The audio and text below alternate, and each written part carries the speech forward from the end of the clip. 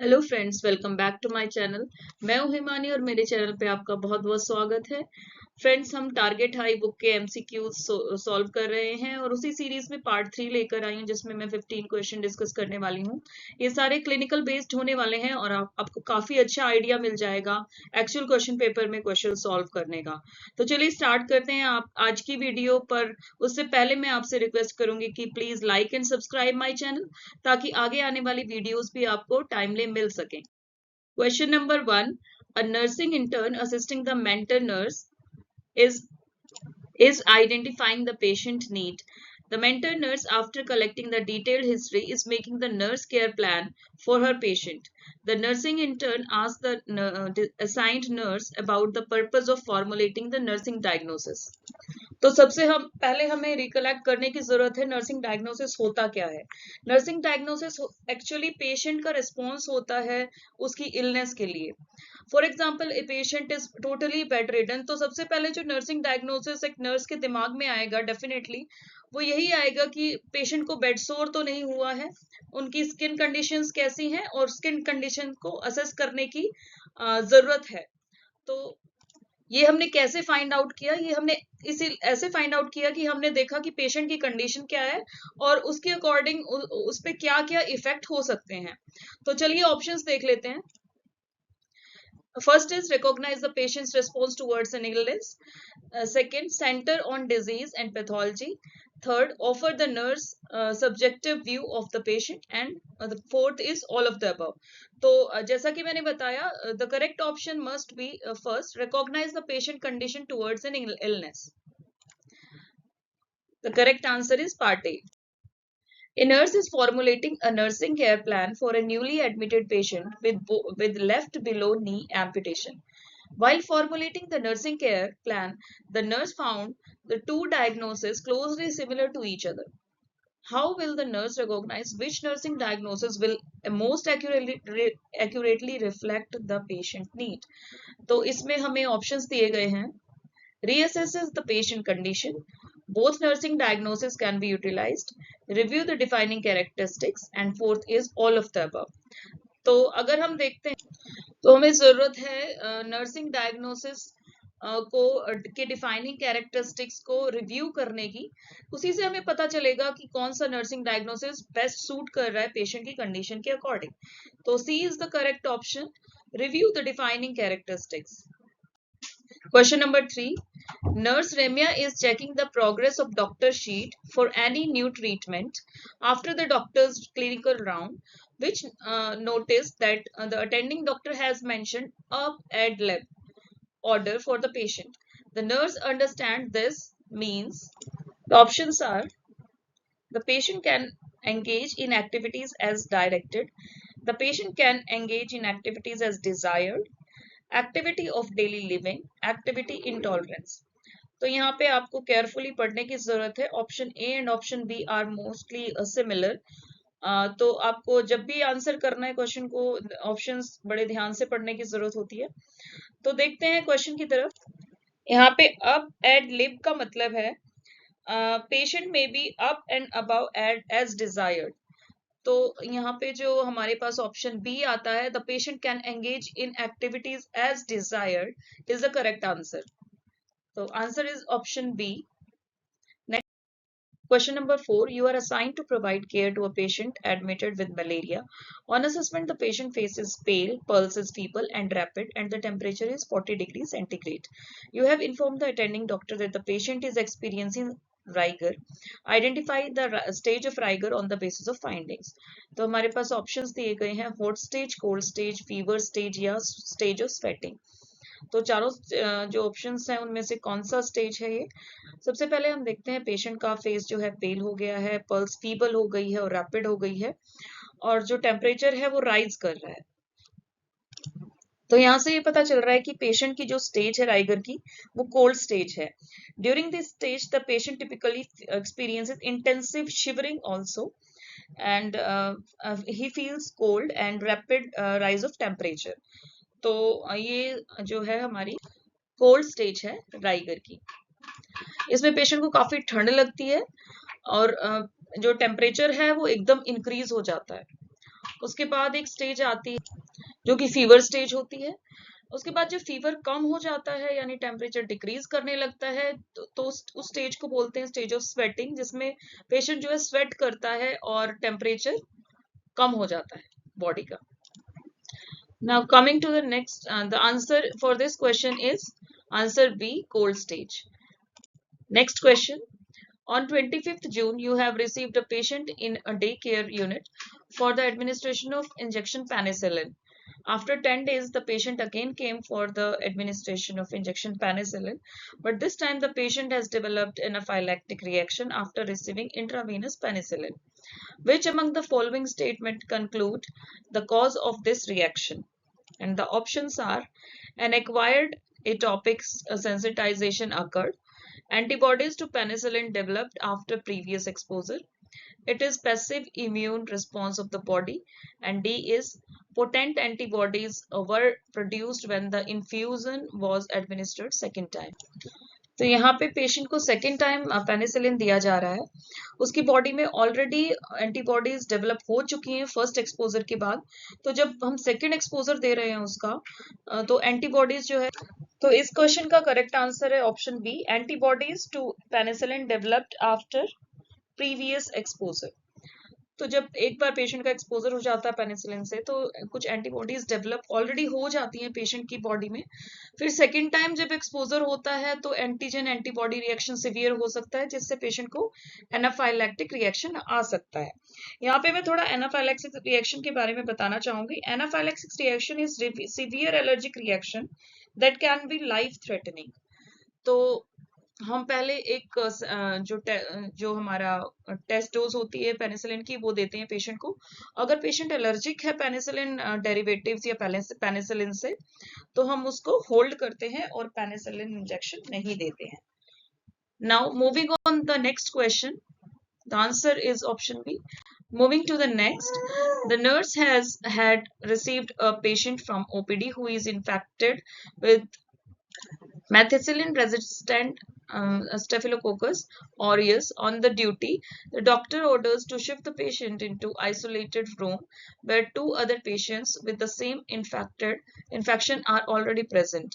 Which type of isolation this is? बहुत सारे लोगों को ऑलरेडी पता होगा इस आइसोलेशन टाइप का। मैं ऑप्शंस देती हूँ आपको। First is cohort isolation, second standard isolation, then airborne isolation and then droplet isolation। तो करेक्ट आंसर आप गेस कीजिए प्लीज।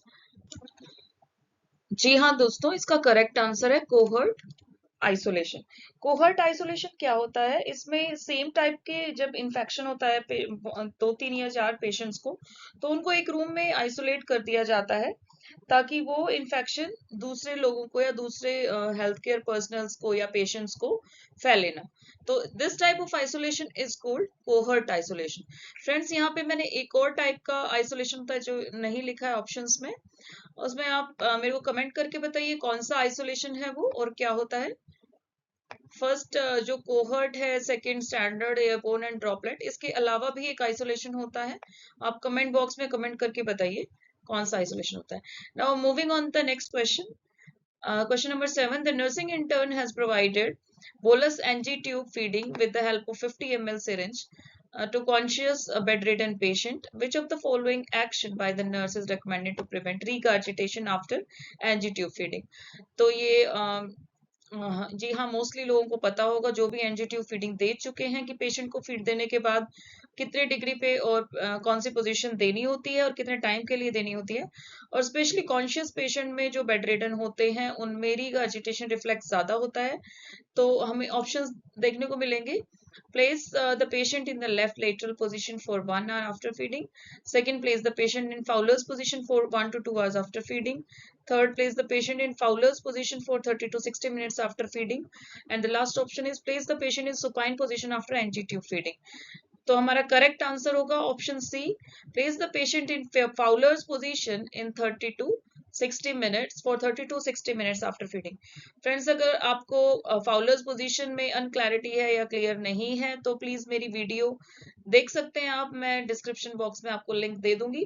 मैंने सारी नर्सिंग पोजीशन की वीडियो बनाई हुई है, जो टोटल 12 पोजीशन होती है हमारी, तो आप उसको देख सकते हैं और रिवाइज कर सकते हैं अपनी positions. The answer is option C. Moving on to the next one, question number 8. A BSc nursing student posted in medicine ward is helping the morning shift nurse in their bedside work. The student is assisting the nurse who is preparing the medication of the patient with NG tube. The student then asks the nurse about the most suitable form of medication that can be administered through NG tube. Select the best response made by the nurse. हमारे options आ जाते हैं. First is elixir, second entry coated tablets, third sublingual tablets, and fourth is sorry friends, मैंने options यहाँ पे A B see clearly नहीं लिखे हैं, तो please please ignore that.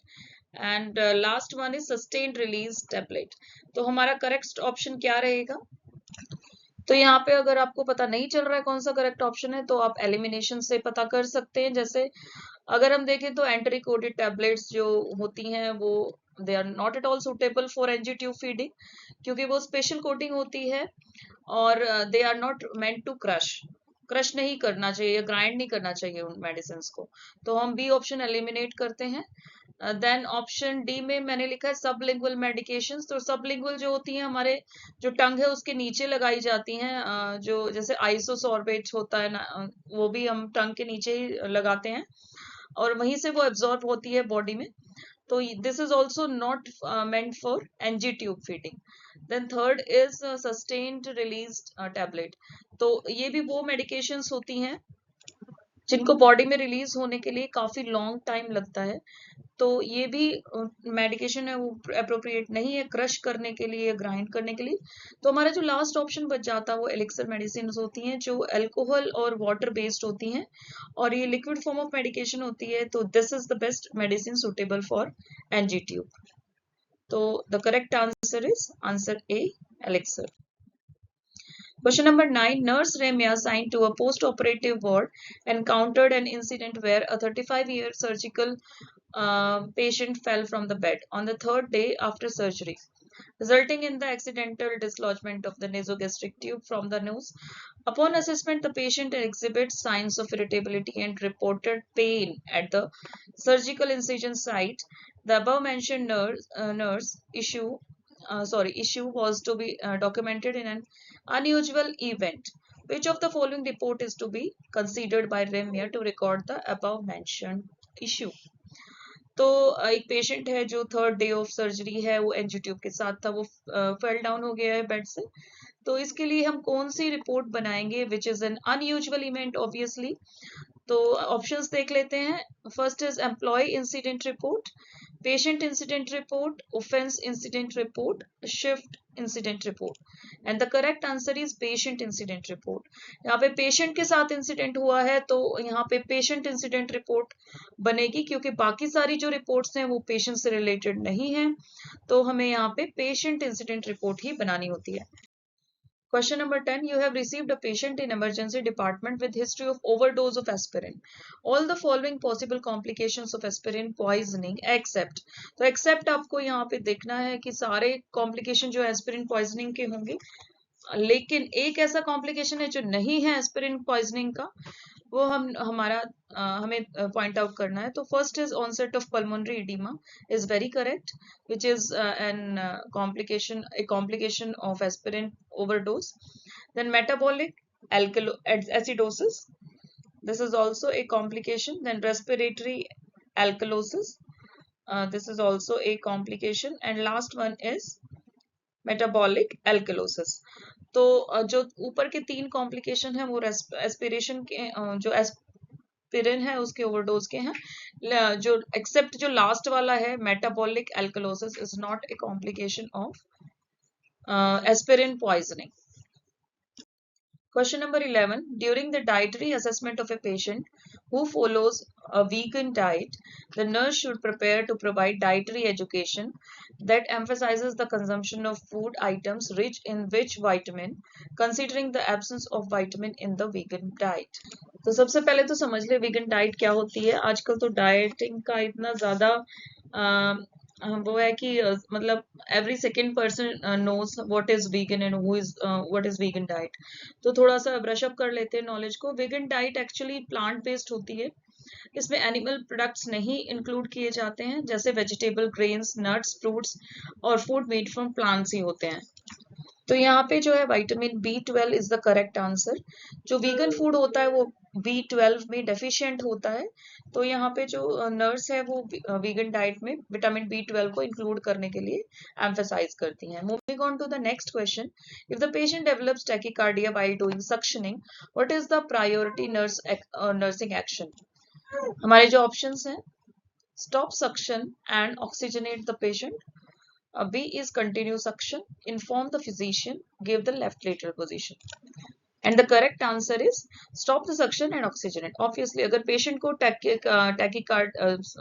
Tachycardia हो रहा है while doing suctioning, तो इसका मतलब patient को जो है vital signs हमारे नॉर्मल नहीं है और हमें स्टॉप कर देना एकदम सक्शन को और पेशेंट को ऑक्सीजनेट करना है, क्योंकि अगर हम कंटिन्यू करेंगे सक्शन तो उस टाइम पे पेशेंट को जो है हाइपोक्सीमिया होने के चांसेस होंगे। जो option B, C and D हैं उनमें बी कंटिन्यू द सक्शन जो बिल्कुल गलत है। इन्फॉर्म द फिजिशियन, फिजिशियन को हम बाद में इन्फॉर्म करेंगे, पहले हम नर्सिंग एक्शन लेंगे। Then D, give the left lateral position, उससे इतना कोई फायदा नहीं होने वाला है हमें, तो first option is the correct answer. Moving on to the next, a patient with diarrhea has been diagnosed with Clostridium difficile. Along with standard precaution, which kind of transmission-based precautions will be used when the nurse is caring for this patient? And the options are droplet precautions, contact precautions,